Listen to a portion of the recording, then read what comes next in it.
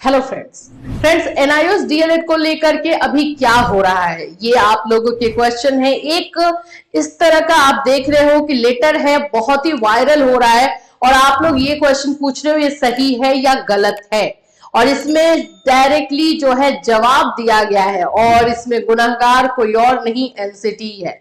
इसके बारे में जानेंगे ही कि भाई इस लेटर में क्या लिखा हुआ है, क्या क्या चीजें हैं और आखिर में ये किस प्रकार का लेटर है।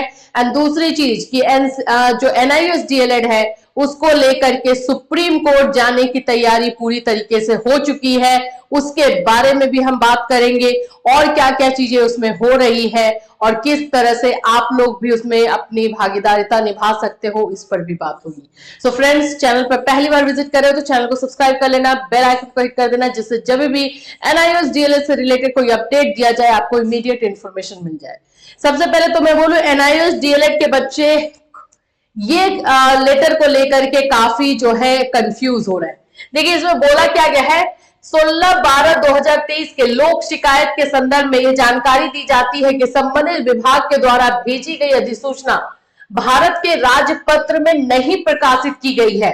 यहां पर क्वेश्चन जो किया गया कि जो 22 सितंबर को रिकॉग्निशन लेटर एनसीटी की तरफ से दिया गया था, उसको गैजेट में शामिल क्यों नहीं किया गया, यही क्वेश्चन जो है यहां पर पूछा गया था आरटीआई से। यहां पर रिप्लाई क्या आया है, क्योंकि संबंधित विभाग द्वारा इस विभाग के दिशा निर्देशों का पालन नहीं किया गया है और न ही संबंधित राशि का भुगतान किया गया है। इस संदर्भ में आवेदक को यह सूचित किया जाता है कि कृपया संबंधित विभाग से संपर्क करें।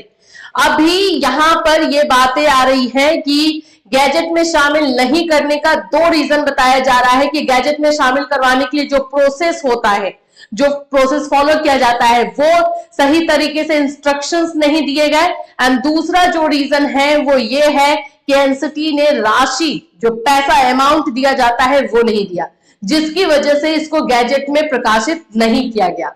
अब इसको आप क्या बोलोगे, एक भूल, एक चूक या फिर एक लापरवाही, और जिसका नतीजा 14 लाख स्टूडेंट जो है भुगत रहे हैं। ये लेटर जब से आया है तब से बहुत सारी चीजें क्लियर हो रही हैं, छोटी छोटी बातों को लेकर के, छोटे छोटे नियम को लेकर के जो लापरवाही बरती जा रही है एनसीटी की तरफ से, उसका एक नतीजा आपको यहां पर देखने को मिल सकता है।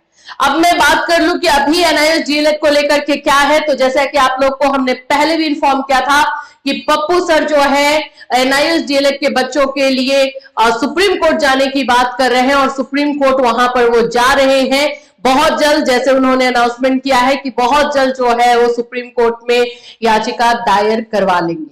उसके लिए आप लोगों से रिक्वेस्ट भी किया गया है आज के दिन, जैसे कि आप लोग संडे को गांधी मैदान में जाकर के उनसे मिलते हो, जो भी वहां पे जाते हैं वो आज गांधी मैदान नहीं जाकर के इको पार्क में जाकर के उनसे मिल सकते हैं और इससे रिलेटेड जो भी कार्यवाही चल रही है उसको आगे बढ़ाया जा सकता है। देखो बीएड वाले मामले को आप लोगों ने अच्छी तरीके से देख लिया, क्या हुआ उसमें बीएड वर्सेस बीटीसी में हमने जितनी सुनवाइयों को सुनी और जितनी चीजों को देखा है उससे हमें यही पता चला है कि बीएड के साथ गलत तो बिल्कुल हुआ, लेकिन साथ साथ में उनके पक्ष को अच्छी तरीके से क्लियर तौर पे कोर्ट में पेश नहीं किया गया। तो इसके लिए जरूरी है कि एक अच्छा एडवोकेट हो, सीनियर एडवोकेट हो, जो आपकी बातों को अच्छी तरीके से रख सके। मैं किसी का भी यहाँ पे पक्ष लेने के लिए नहीं बोल रही हूं, लेकिन जो सच है वो सच है। अगर आपकी बातों को, एनआईओएस डीएलएड की बातों को, आपके दर्द को, आपके दुख को अगर कोर्ट में सही तरीके से नहीं रखा गया तो फिर कोई कुछ भी नहीं कर पाएगा। इसलिए ये बहुत ज्यादा जरूरी है कि एक सीनियर एडवोकेट आपकी बातों को ले जाकर के रखे। अब ये केस कब तक फाइल हो जाएगी, जब जैसे इसके बारे में और कोई अपडेट होगा हम बताएंगे आपको, लेकिन ये केस काफी इंपॉर्टेंट होने वाली है और अब ये करना भी बहुत ज्यादा जरूरी हो गया है। हमें जवाब मांगना होगा कि आखिर में अभी तक हमारे रिकॉग्निशन लेटर 22 सितंबर 2017 वाले रिकॉग्निशन लेटर को क्यों नहीं शामिल किया गया है गैजेट में।